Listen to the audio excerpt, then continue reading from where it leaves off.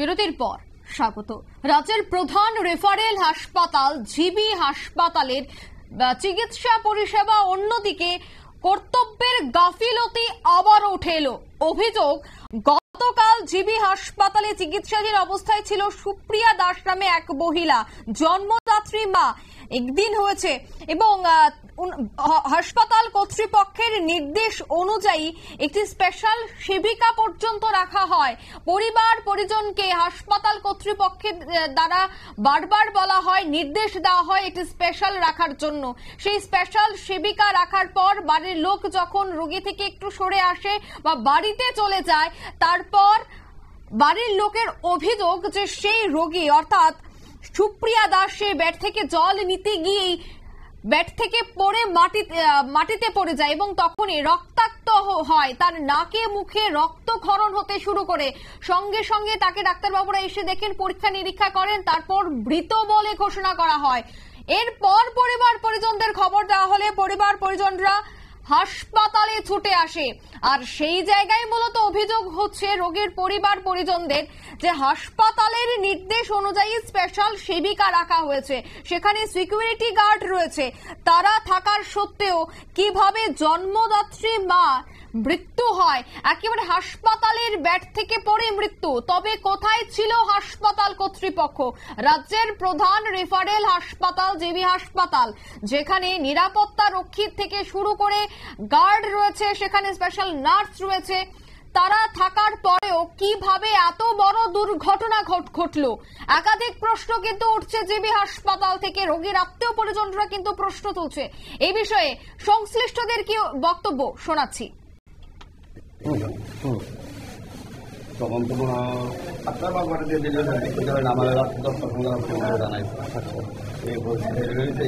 আমরা শুনলাম, খুশি হইলাম, ছেলে হয়েছে, তারাই মানে সবাই মেয়ে। আমার ভাই এখন তাই ফোন করে আমার ফোন করে দিয়েছে, সেভাবে আমরা জানলাম। জানার পরে দেখলাম যে আজকে সকালে ফোন করে আমার আরেকজনের বলছে কথা এমন অবস্থা, সেই বাচ্চার মাধ্যমে মারা গেছে। কিভাবে মারা গেছে?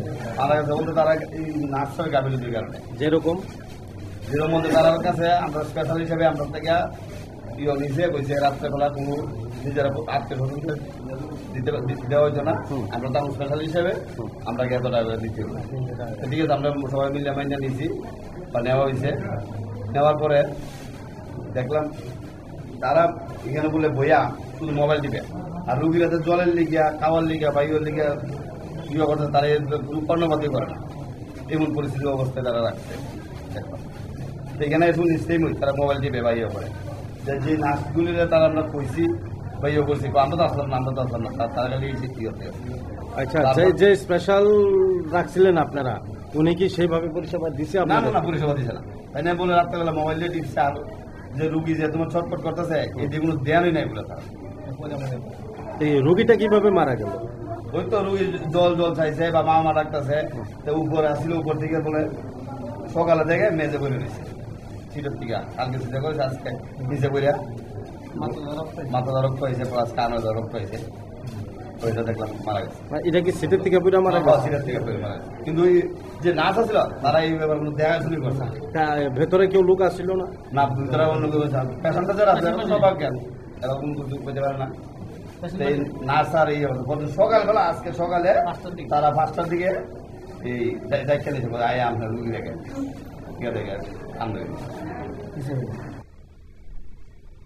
আপনারা শুনলেন রোগীর আত্মীয় পরিজনদের বক্তব্য। জল নিতে বেড থেকে নিচে নামতেই বাধে এই বিপত্তি। মাত্র একদিন হলো ফুটফুটে একটি শিশুকে জন্ম দিয়েছে সুপ্রিয়া দাস।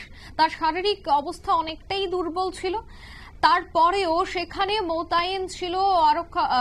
মোতায়েন ছিল সিকিউরিটি গার্ড, সেখানে স্পেশাল নার্স ছিল, সেখানে হাসপাতালের কর্তব্যরত কর্মীরা ছিল। তারপরেও কিভাবে তার মৃত্যু হয়, নাকে মুখে রক্তক্ষরণ শুরু হয়। তবে কোথায় ছিল হাসপাতাল কর্তৃপক্ষ? রাজ্যের প্রধান রেফারেল হাসপাতাল হওয়ার পরেও রোগী সহ রোগীর আত্মীয় পরিজনরা কেন হেনস্থার শিকার? একদিনের সেই ফুটফুটে শিশু তার মাকে হারালো, তার দায় কে নেবে? হাসপাতাল কর্তৃপক্ষ?